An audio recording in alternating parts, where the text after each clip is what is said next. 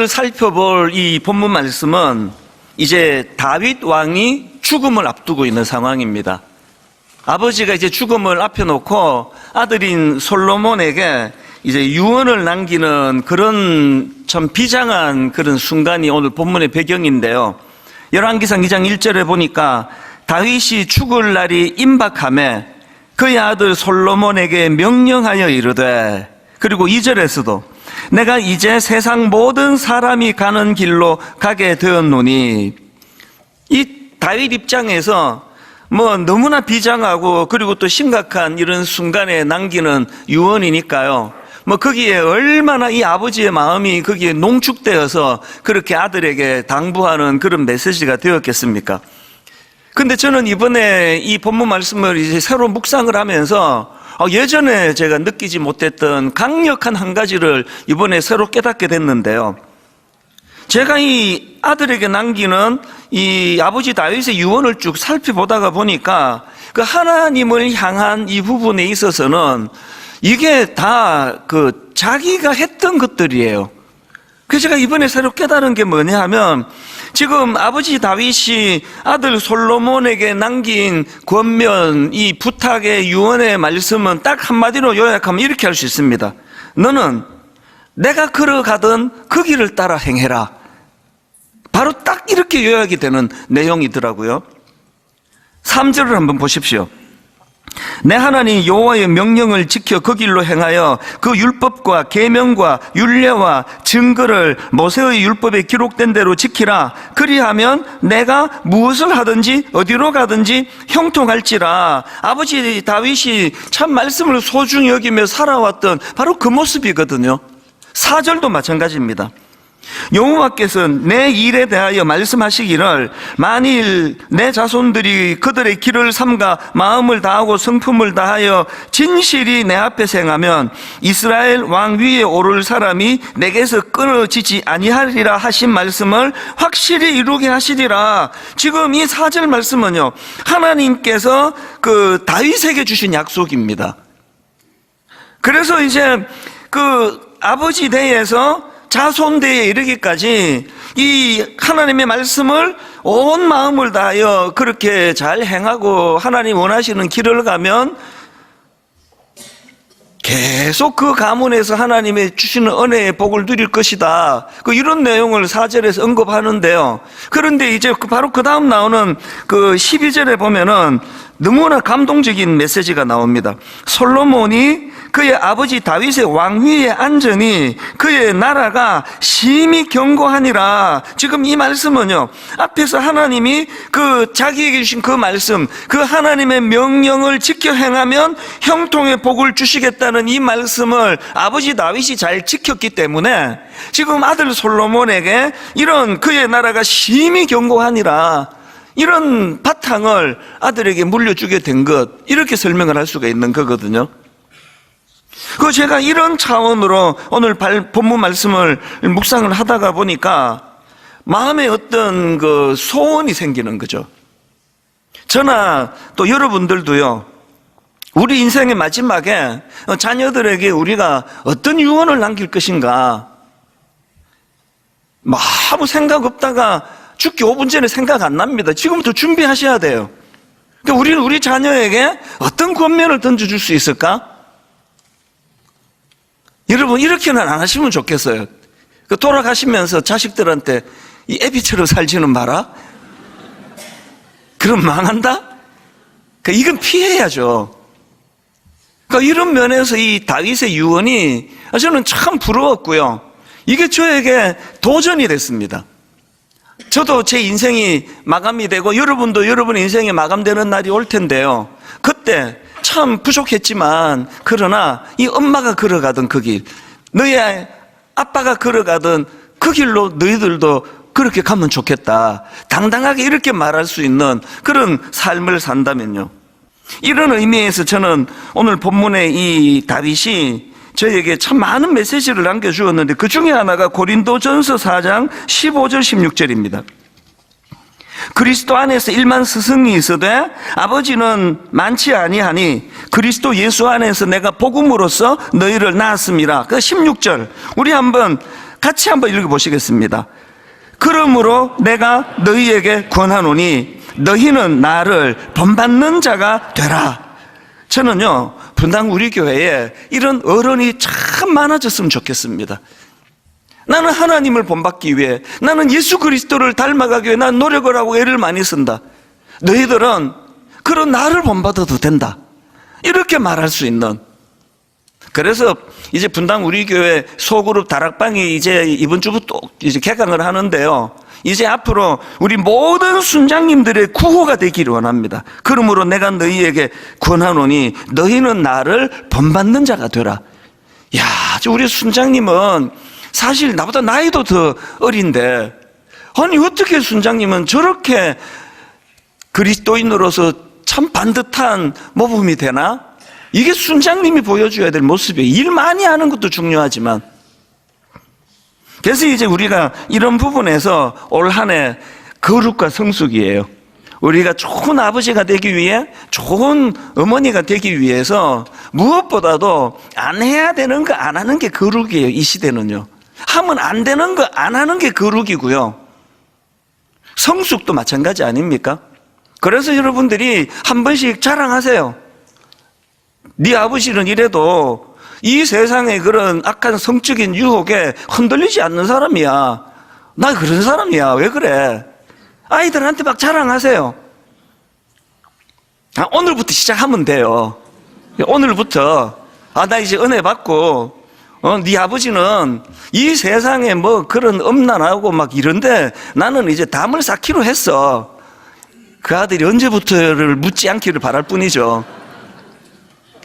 하지 않는 거, 해서는 안 되는 거, 안 하는 게 거룩이에요.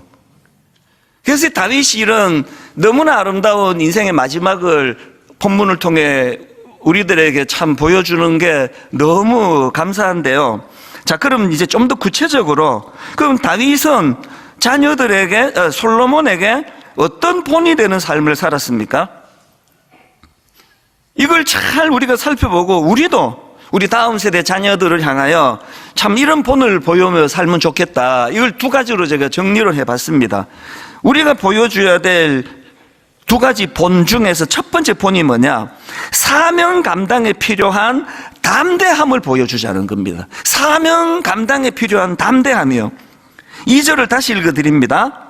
내가 이제 세상 모든 사람이 가는 길로 가게 되었노니 너는 힘써 대장부가 되고, 여기 나오는 대장부는요, 히브리어로 레이쉬라는 단어예요. 이 레이쉬라는 단어는 강한 남자라는 뜻입니다. 강한 남자. 성경의 그 히브리어로요, 그냥 남자를 아담이라 그래요. 아담은 그냥 남자예요. 그 남자와 여자가 있었더라 할 때 이 남자가 아담이면 그 아담들 중에서 강한 남자가 그 레이시예요. 그 아버지 다윗이 그 유언으로 아들에게 너는 레이시가 되라, 강한 남자가 되라, 이런 당부를 하는 거거든요. 왜 이런 당부를 할까요? 왜냐하면 이제 그 솔로몬이 아버지의 왕위를 물려받아 가지고 나라를 이제 다스리고 섬겨야 되는데 이게 보통 어려운 일이 아니거든요. 이게 다윗이 경험한 그 왕으로서의 역할은요, 이게 성군으로 제대로 하려면 이게 상상을 초월하는 무거운 어깨에 짐이 지워지는 거거든요. 그리고 지금 이 유언이 전해지는 이 당시에 솔로몬이 그 20살 전후의 어린 나이예요. 아버지가 안쓰럽죠. 그래서 이 아들을 보고 너는 레이시, 강한 남자가 되기를 원한다, 그렇게 권면을 하는데요. 사실 이것도요, 아버지 다윗이 그 강한 남자의 모습을 먼저 자기가 살아낸 거 아닙니까? 여러분 다 아시지만 다윗이 골리앗을 물리치고 그렇게 위기에 빠진 나라를 구해냈지만 그런 다윗에게 돌아온 것은 살해 위협밖에 없었습니다. 그 쫄장부 같은 그 왕이, 그 어린애가 그 놀라운 일을 했더니 막 백성들이 그 다윗에게 열광을 하니까 그 참 그 쫄장부 같은 사울 왕이에요. 그 다윗을 견제하기 시작한 거 아닙니까? 그래서 아무 잘못도 없는 이 어린 다윗을 죽이려고 그렇게 혈안이 돼 있었는데, 이때 다윗의 나이가 20대였거든요. 자기가 그 20대에 겪었던 그 끔찍했던 그 많은 일들을 그는 하나님을 의지하면서 그것을 이겨냈기 때문에 이제 20대가 된 아들에게 똑같은 권면을 하는 거거든요. 너는 강한 남자가 되라. 사실 오늘 우리 시대는요, 두려움이 많은 시대입니다. 제가 그 칼럼을 읽다가 보니까 그 심리학에서 그 쿠크다스 멘탈이라는 걸 쓴대요. 이 시대가 막 너무나 살기가 힘들고 어려우니까 뭐 이런 젊은 사람이나 나이가 드신 어른이나 할 거 없이 모두가 유리처럼 잘 깨지고 쿠크다스라는 과자처럼 마음이 부셔지기 쉬운 그런 걸 이렇게 표현한 거예요.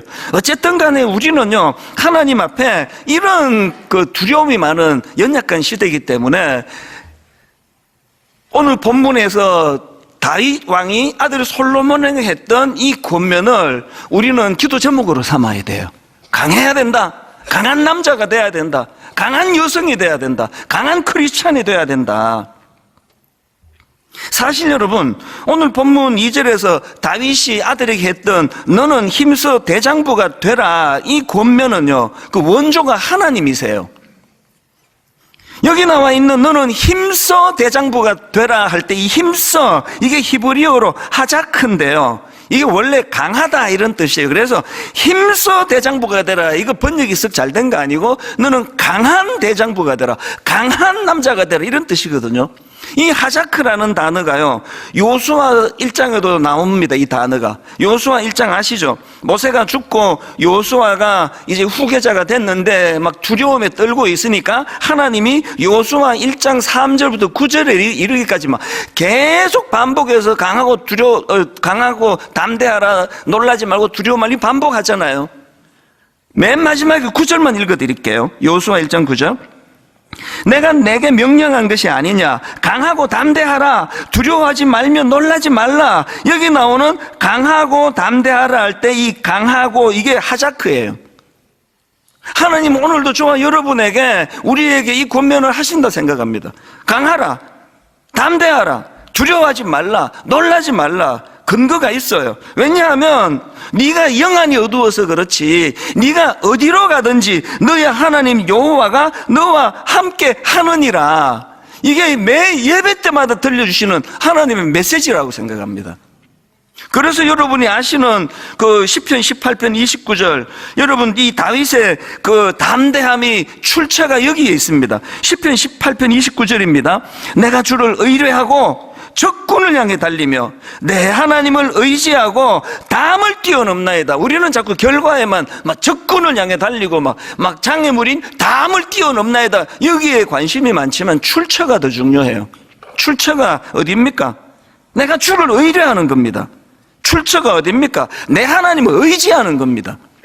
그 쿠크다스 같이 여리고 여린 그 소심한 마음을 가지고 뭘 내가 해보겠다고 돌아오면 깨진 것밖에 없잖아요. 이 시편 18편 그 관주 성경 맨 앞에 보면은요, 이 시편 18편에 대해서 이런 설명을 붙여놨더라고요. 여호와께서 다윗을 그 모든 원수들의 손에서와 사울의 손에서 건져주신 날에 다윗이 이 노래의 말로 여호와께 아뢰어 이르되 내가 주를 의뢰하고 적군을 향해 달리며 내 하나님을 의지하고 담을 뛰어넘나이다. 오늘 여러분 이 유리 멘탈, 그 쿠크다스 멘탈처럼 부셔지기 쉬운 과자와 같이 열이 여린 우리가 맨날 그렇게 두려워하며 살지 않기 위해서는 여호와를 의지해야 돼요. 여호와를 의뢰해야 돼요. 그래서 시편 18편 1절에서도 나의 힘이 되신 여호와여 내가 주를 사랑하나이다. 요셉 한번 보세요. 그 어린애가 인신매매 당해버렸잖아요. 그것도 형제들의 배신에 의해 가지고. 그 남의 나라에 지금 그렇게 인신매매 당해서 종으로 팔려갔는데 또 거기에 또 그 이상한 여자를 또 하여튼 가는 길목마다 이상한 여자들이 하나씩 서 있어요. 건강한 여자들은 교회 와 있고 그 이상한 여자가 그냥 그 있는 집 여자 아닙니까? 그 어린애가 그 요셉이 그렇게 또 좀 인물이 된다고 해서 그렇게 유혹을 하고 거기에 거절했다고 해가지고 성매매범으로 그냥 감옥에 넣어버리잖아요. 요즘 같은 이런 쿠크더스 멘탈을 가졌으면 요셉은요, 우울증 와가지고 자살하고 인생 끝났을 거예요. 그 요셉 한번 보세요. 왜 요셉은 그 끔찍하고도 끔찍한 이런 일들이 연속으로 벌어지는데도 그는 왜 거기에 무너지지 않는 강함이 있었느냐고요. 나중에 자기가 말하잖아요. 의미 부여가 거기에 있었거든요. 하나님이 나를 통해 하실 일이 있기 때문에, 하나님이 나를 이곳에 보내셨기 때문에 나는 여기서 무너질 수 없다고. 하나님은 오늘도 다윗의 입을, 아버지 다윗의 입을 통하여 아들 솔로몬에게 말씀하시듯이 오늘 하나님이 여러분의 설교자인 이찬수 목사의 입을 통해서 여러분에게 요구하세요. 너는 강한 남자가 되라. 너는 강한 크리스찬이 되라. 왜? 네가 앞으로 하게 될 일이 어마어마한 일이라고. 한 나라를 통치하게 될 일을 하게 될 거기 때문에 약해갖고는 안 된다고. 저는요, 분당 우리교회 담임 목사가 돼가지고 저는 뭐 대박난 인생이에요. 막 복이 터져도 이렇게 터진 게 없어요. 터지면 다 흘러가고. 복이 뭐 저는 뭐 그냥 감당이 안 돼요. 저도요, 막 그렇게 뭐 담대한 사람이 아니에요. 저는 그냥 아담이에요. 전 그냥 평범한 남자예요. 그래서 개척하고 처음에는 좀 힘들었습니다. 뭐 맨날 상처받는 거죠. 하여튼 세상에서 사람 상대하는 게 제일 힘들고요. 그 중에서 예수를 대충 믿는 사람 상대하는 게 진짜 힘들어요. 무늬만 크리스찬이래가지고. 그래가지고 개척 초기는 막 상처를 엄청 받았고요. 나중에 교회가 좀 알려지고부터는 이제 또 바깥에 있는 하여튼 별의별 이단성 교회들이 포장해가지고 공격하고 없는 걸 만들어내가지고 올리고 이러는데, 제가 보니까 악플을 달고 하는데 아무도 내 편은 안 들어줘. 그거 진짜 희한하더라고요. 그래서 제가 하나님께 구했죠. 하나님, 아무도 내 편 안 들어주니까 내가 강해지기를 원한다고. 그래서 하나님께 은혜를 구하고 담대함을 구하고, 하나님, 제가 무너지면 분당 우리 교회 어떻게 되겠습니까? 그러면서 요즘에는 제가요, 정말 제가 아담으로 시작을 했는데요, 하나님 앞에서 제가 이제 레이시가 됐어요. 저 강한 남자예요. 그 우습게 보지 마세요. 어지간하면 상처 안 받게 됐어요. 너무너무 제가 신기해요, 진짜. 어떤 가슴 아픈 일을 만나게도 잠을 못 잔 적이 없어요. 잠을 못 잔 적이. 한 2번인가 있었던 것 같긴 해요. 그리고요, 참 이 어려버리한 저지만요, 저는 담대하게 말씀드릴 수 있습니다. 지금까지도 그랬고, 앞으로 저는 성적인 죄 짓지 않을 거라고 저는 확신하면서 기도해 주세요. 인간이니까 자신할 수 없지만요, 그러나 저는 비결을 알아요. 아까 제가 머릿말로 말씀드렸잖아요. 사명 감당에 필요한 담대함을 구하자는 거거든요. 제가 사명을 갖고 있는 한, 그 사명을 인식하는 한 그런 시시한 데에서 유혹에 넘어지지 않아요. 제가 요셉급은 아니라 하더라도요, 이런 일에 흔들리지 않습니다. 강한 남성 그러면 마초맨 이런 생각을 하는데요, 진짜 강한 남성은요, 그렇게 중심을 갖고 살아가는 그런 사람이에요. 사명 감당에 필요한 담대함을 가지기를 주님 이름으로 축복합니다. 그런가 하면은 두 번째로 우리가 보여줘야 될 본이 뭐냐? 삶의 기준을 놓치지 않는 삶이에요. 이 삶의 기준을 갖고 있는 거죠. 2절에서 아버지 다윗이 너는 힘써 대장부가 되라 이렇게 권면을 하고는요, 그 강함을 3절과 연결을 시킵니다. 3절을 보십시오. 힘써 대장부가 되기 위해서 3절을 연결을 이렇게 시킵니다. 너의 하나님 여호와의 명령을 지켜 그 길로 행하여 그 법률과 계명과 율례와 증거를 모세의 율법에 기록된 대로 지키라. 그리하면 내가 무엇을 하든지 어디로 가든지 형통할지라. 3번요. 그리고 너는 주 너의 하나님의 명령을 지키고 모세의 율법에 기록된 대로 주님께서 지시하시는 길을 걷고. 여러분, 다윗의 삶을 돌아보면은요, 혼미함, 혼란한 그 자체 아닙니까? 그 정신 나간 왕부터 시작해가지고 나중에 다윗이 왕이 되고는 세상에 자기 아들이 쿠데타를 일으켜요. 이건 뭐 다윗의 삶을 보면은 막 정신이 하나도 없고요. 너무너무 혼미한 삶인데, 그런데 여러분 다윗의 귀함이 뭐냐 하면은 다윗은 그런 혼란스러운 삶 가운데서도 흔들리지 않는 거예요. 이게 어떻게 가능했을까? 다윗에게는 하나님이 주신 삶의 기준이 있었기 때문입니다. 여러분이 잘 아는 이 시편의 문을 여는 너무너무 중요한 시편 1편이요. 그 중에 3절 4절을 보십시오. 그는 시냇가에 심은 나무가 철을 따라 열매를 맺으며 그 잎사귀가 마르지 아니한 같으니 그가 하는 모든 일이 다 형통하리로다. 악인들은 그렇지 아니하며 오직 바람에 나는 겨와 같도다. 하나님 없는 인생은 바람에 나는 겨예요. 근원이 없다가 보니까 막 열심히 사는데 맨날 제자리 아닙니까? 그런데 다윗은 너무너무 혼란한 일을 많이 겪고 이게 막 정신을 차릴 수 없는 그 와중인데 왜 그렇게 그에게는 혼란이 없느냐? 이 시편 1편에서 그 답이 있더라고요. 다윗의 삶은요, 시냇가에 심은 나무예요. 시냇가에 심은 나무예요. 뿌리를 여호와 하나님에게 뒀어요. 그래서 하나님으로부터 말씀의 공급을 받아요. 풍족한 그 물을 공급을 받아요. 그리고 요동하지 않아요. 여러분, 우리가 자녀들에게 그리고 우리가 다음 세대에게 보여줘야 되는 남자다움이라는 것은 바로 이겁니다. 우리가 하나님 너무너무 혼란한 이 땅을 우리가 살아가고 있다 할지라도 그런 하나님 이런 어지러운 세상 가운데서도 삶의 기준을 갖기를 원합니다. 아버지, 저는 바람에 나는 겨와 같은 인생 싫습니다. 하나님, 나는 시냇가에 심은 나무가 되기 원합니다. 요동하지 않는 인생이 되기 원합니다. 여러분의 아들이, 여러분의 딸이 세상살이 하다 보면 막 혼란합니다. 지금 막 정신을 못 차립니다. 이게 뭐 동생애부터 시작해가지고 막 모든 가치관을 다 뒤흔들어 놓는 그런 세상은 이제 대학만 가면은 여러분 자녀들이 살게 될 텐데, 하루 온종일 혼란하다가 집에 와가지고 시냇가에 심은 나무 같은 엄마를 보고 시냇가에 심은 나무와 같은 아빠만 보면 안심이 되는 이 역할이 부모의 역할 아니겠습니까? 교회가 그런 역할을 해야 되는 거 아닙니까? 일본 규슈에 그 심수관가라는 도자기 명가가 있답니다.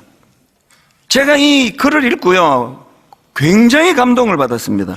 이 심수관가는요, 임진왜란 때 일본으로 끌려간 그 조선의 도공, 옛날에 그 임진왜란 때 이런 전문가들을 많이 끌고 갔다는 기록은 다 아시잖아요. 그때 끌려갔던 그 심당길이라는 분이 이제 그 일본에 끌려가서 거기서 이제 가마를 짓고 도자기를 구워내던 그 장소래요. 그게 심수관가인데요. 그 이후에 이제 그의 12대 후손인 심수관 선생대에 이게 꽃을 피워가지고 이제 그 심수관가라는 그 가문은요, 일본의 3대 도자기라 불릴 정도로 어마어마한 그런 도자기를 만드는 가문이 됐다는 거죠. 그런데 이제 그 심수관 선생이 이런 놀라운 대가가 되었는데 이분이 어린 시절을 회고를 하는데요, 초등학교 입학식을 마쳤는데 아버지가 이 어린 아이를 데리고 작업실로 갔어요. 그리고는 이 아버지가 이거 잘 한번 봐라, 이제 그 물레 위에다가 진흙 한 덩이를 거기에다 놓고 이제 도자기를 빚는 거죠. 그리고는 진흙 한 덩이를 돌리는데 아버지가 그 진흙 한 가운데다가 바늘을 꽂았어요. 그리고는 이제 이거를 돌리는데 이 바늘이 요동하지 않는 거죠. 딱 중심을 잡고 있는 거죠. 아버지가 물었어요. 뭐가 느껴지니? 이 어린애가요, 이거 하여튼 좀 비범했던 것 같아요. 이 어린애가 이제 보니까 물레를 돌리는데 아버지가 꽂아놓은 바늘이 요동하지 않거든요. 그래서 그 이야기를 했습니다. 돌아가는 물레의 중심에 바늘이 움직이지를 않는데요. 그랬더니 아버지가 이렇게 말했습니다. 잘 봤다. 돌아가는 물레에 움직이지 않는 중심, 이게 네가 추구해야 될 인생이다. 그러면서 아버지가 하고 싶었던 말씀이 이거였습니다. 우리가 비록 지금 일본 땅에 와 우리가 지금 일본 말을 하고 살지만 우리는 조선 도공의 을을 이어받은, 우리는 조선인이다. 조선인으로서의 정체성을 너는 놓치면 안 된다. 그 요동하지 않는 바늘을 보면서 그렇게 가르쳤다는 거예요. 그 어린애가 뭐 아버지의 그 뜻을 뭐 얼마나 알아들었겠냐고. 그런데 놀랍게도요, 이분이 백발 노인이 되어서도 그날의 교훈을 잊지 않는다는 거죠. 그래서 여러분 한번 검색해 보세요. 이 심수관가의 후예들은요, 일본에 정착한 지 400년이 지난 지금도 그 뿌리를 간직하고 있다는 평을 듣고 있고요. 그리고 그 가문에서 조상에게 물려받은 도예 기술, 이거를 기반으로 한 명품 도자기를, 그래서 아까 3대 중에 하나라 그러잖아요. 예수 믿는 저와 여러분은요, 자녀들에게 이 교훈을 줘야 돼요. 팝콘 브레인이라고 말씀드렸잖아요. 팍팍팍 튀듯이 성적인 충동이 올라오면, 어떤 욕구가 올라오면, 뭐 누구에게서 뭘 내가 빼앗아서라도 저거를 갖기를 원하면 그거를 하지 않고는 못 견디는 브레인으로 지금 너무 이 세상이 지금 그렇게 아이들을 망쳐가고 있는데, 이런 상황에서 우리 부모들이 아이들에게 아무리 이 물레가 요동을 쳐도 중심을 잡고 요동하지 않는 이 바늘처럼 여호와 하나님이 우리 삶의 중심이 되어야 돼. 이게 교육 아니겠습니까? 결론을 이렇게 맺기를 원해요. 아버지가 살아나야 돼요. 아버지의 권위가 세워져야 돼요. 제가 남자기 때문에 아는데요, 참 우리나라 이 시대 남성들은 참 안쓰러워요. 저는 솔직히 제가 목사로서 이제 많은 분들 상담을 하잖아요. 여성분들은요, 이건 하나님 주신 은사, 선물이에요. 여자분들은 자기 옆으로 너무 잘해요. 그래서 막 심각한 문제가 있다고 목사님 정말 30분만 시간 내달라 그러고 가지고 이야기하러 들어가면 이분은요, 제가 말할 기회도 안 주고 1시간 자기가 말해요. 그냥 내가 이것 때문에 아프고 저것 때문에, 또 수건까지 또 한참 울고 또 코 안 풀고 또 얘기 또 계속해요. 내가 이래서 내가 힘들어 죽을 뻔했다고 다 이야기하고는요, 다 해결이 됐다. 그걸 그냥 가요. 여성의 위대함이에요. 여성들은 그 아픔, 기쁨, 슬픔, 희로애락을 잘 표현하는 은사가 있어요. 그래서 여성들이 수명이 긴 이유는 그거예요. 우리 남자들은 그걸 못해요. 남자 성도 만나서 상담하자 그러면요, 뜸 들이는데 한 20분 가요. 정말 그렇습니다. 우리는요, 어릴 때부터 사내 대장부가 감정을 이렇게 드러내면 어떡하냐고 이런 교육을 받고 살았고, 또 태생도 좀 그래요. 그래서 남자들은요, 자꾸 안으로, 여러분 아버지들, 우리 아버지는 왜 집에 와갖고 이렇게 재미가 하나도 없냐고. 그리고 어떨 때 아버지들이 집에 와서 막 화를 낼 때가 있을 거예요.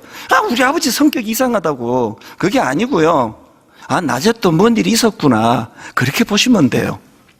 이거를 해소를 못하니까요. 그 집에 와가지고 그 뭐 강아지라도 차야지 어떡해. 이건 동물학대고, 그냥 하여튼 뭐 풀 데가 없어요. 그래서 저는요, 이 남성주의를 준비하면서 소원이 있습니다. 하나님, 이 교회를 출입하는 우리 남성들이 이곳이 그들의 울 곳이 되기를 원합니다. 주님 앞에서 우는 곳이 되면 좋겠어요. 마음을 토해놓는 것. 본 헤프 목사님 아시죠? 그 끔찍한 독일 나치 히틀러의 핍박 앞에 결국은 순교하게 되는데요, 끝까지 굴하지 않아요. 진리를 붙잡아요. 여기에 돌아가는 그 중심이 그의 삶에 있었기 때문이거든요. 저희에게도 이제 언젠가 다윗처럼 이 땅에서의 삶이 끝나는 날, 우리 자녀들에게 하나님 할 말이 있기를 원합니다. 너도 아빠처럼 그렇게 살면 돼. 우리가 이 꿈을 꾸면서 하나님 앞에 같이 찬양같이 부르기 원합니다. 지금은 선교 헌금 시간입니다. 이 예배를 통해 삶 가운데 은혜와 회복이 충만하시길 간절히 기도합니다.